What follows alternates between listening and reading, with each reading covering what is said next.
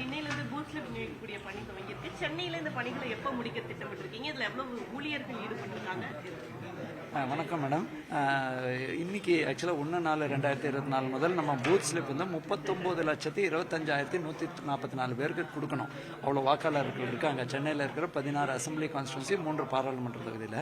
இது நாள் ஒன்றுக்கு 3,27,097 கொடுத்தா 13/4/2024 முடிஞ்சிடும். இதுதான் எங்களோட திட்டம்.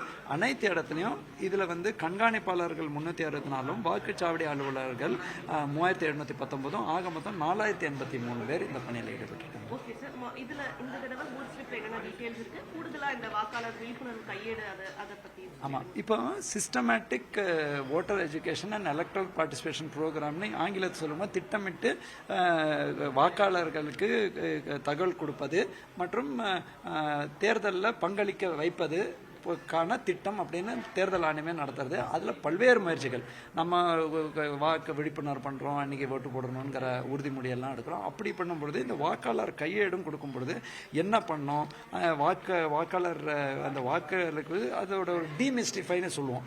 நிறைய பேர் அந்த மாதிரி டக்குன்னு போய் 3 பூத் இருக்கும்போது ஒரு குழப்பத்தில் இருக்கக்கூடாதுங்கிறதுக்காக அந்த டீமிஸ்டிஃபிகேஷன் மாதிரி அந்த வகையில் தான் இந்த ஓட்டர் ஸ்லிப்பே. நம்ம 1000 பேர் இருக்கக்கூடிய இடத்துல போகும்போது எந்த பூத்து அப்படின்னு தெரியாமல் இருக்கிறதுக்கு அந்த ஃபெசிலிட்டேஷன் சென்டரில் ரொம்ப ஸ்மூத்தாக அது முடிஞ்சிருது. கம்ப்ளைண்ட்ஸுங்கிறது இந்த தடவை பெரும்பாலும் ரொம்ப மேஜர் கம்ப்ளைண்ட்ஸாக வரலாமா, ஆனால் அதோட அந்த டீட்டெயில்ஸ் எங்கள் கையில் இருக்கும். I last I think 140 C vigil Suvidha என்கொயரில் வந்து எவ்வளோ கமிஷன், இந்த இதில் வந்து சீஷர் எவ்வளோ பண்ணியிருக்கோம்?